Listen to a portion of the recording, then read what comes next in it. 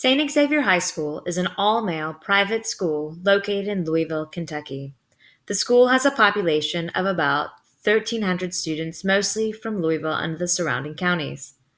The school's library is called the Callahan Media Center, which was built in 1973 and named after Brother Conrad Callahan. The CMC is a detached building where students must enter through a second floor walkway or walk outside to the first floor doors. The CMC is 19,838 square feet, which includes the library center, five classrooms, a viewing room, faculty lounge, and the WSTX studio. The CMC interior has a large, open space that has remained roughly the same since its construction. The furniture and shelving are the same from when the library opened.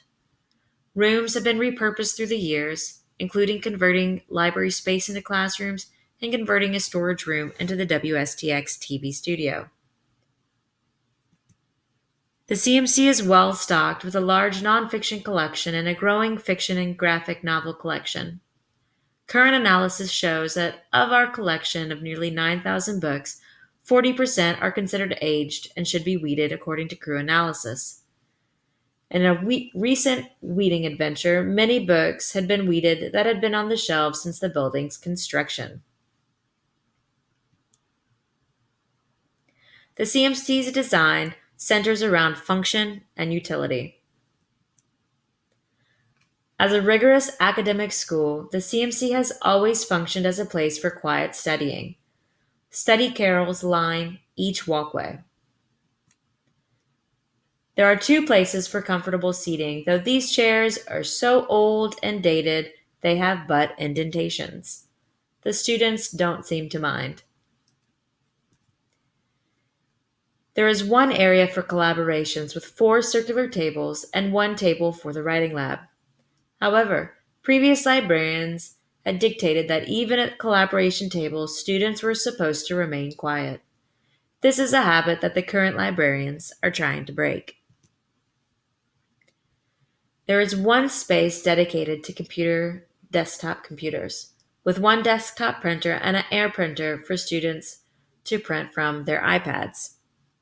Each student has their own iPad, so there isn't much need for a lot of computer space. The writing lab is available during school hours. It is proctored by a rotation of English teachers, but National Honor Society students edit student papers. This service has become increasingly popular over the years. Many students visit during their lunch hour.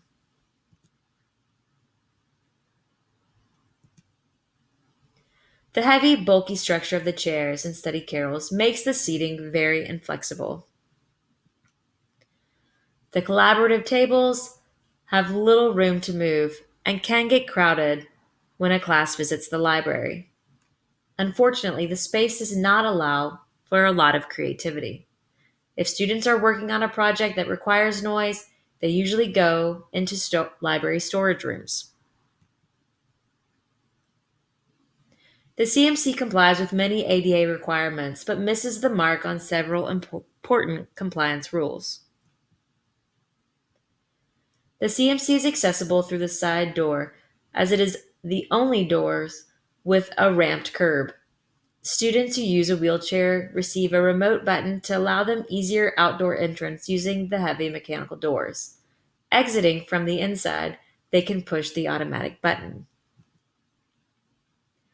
One checkout station desk exceeds the maximum requirements of 36 inches by an additional 2 inches.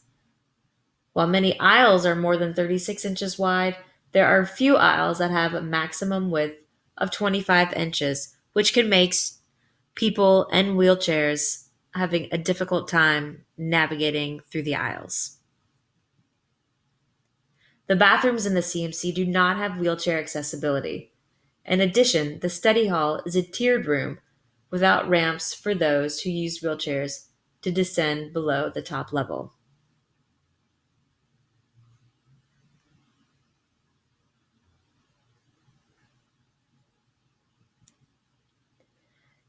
Since the CMC is a detached building, it requires additional security measures.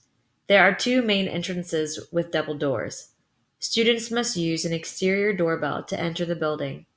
Students and visitors must stand in front of the exterior camera, whereupon the librarian will push the button to let them in. Beyond these doors, the library is also accessible through the second floor walkway. There are three additional emergency exits that are clearly marked. One is in a classroom, another is in the viewing room, and a third leads to an outdoor patio. In case of emergency, the CMC has a panic button under the librarian's desk. The library also has a walkie talkie that is connected to all the housekeeping, maintenance, and administration. St. X is a one-to-one device school. Each student has their own iPad. Through the school's firewall, students are not allowed to access websites or topics the school deems unacceptable, including gaming, gambling, pornography, and others.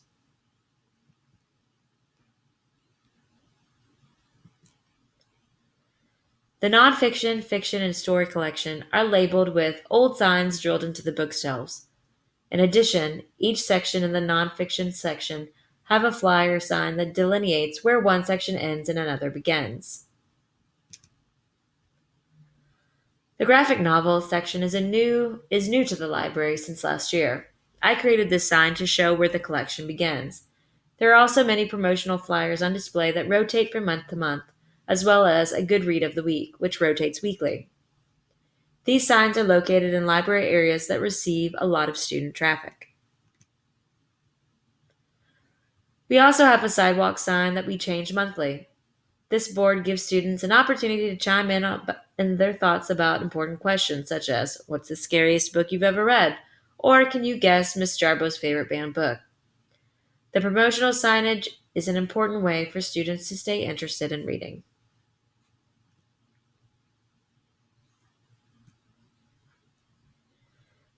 If a class visits the librarian reserves the collaborative tables. Study hall students can disperse in the study carrels or in the block chairs. Since the library remains on a constant flexible schedule, the librarian does not have a regularly scheduled planning time. Teachers are encouraged to email her to set up class visitations, but there is no official sign-up process that can be viewed by teachers in advance.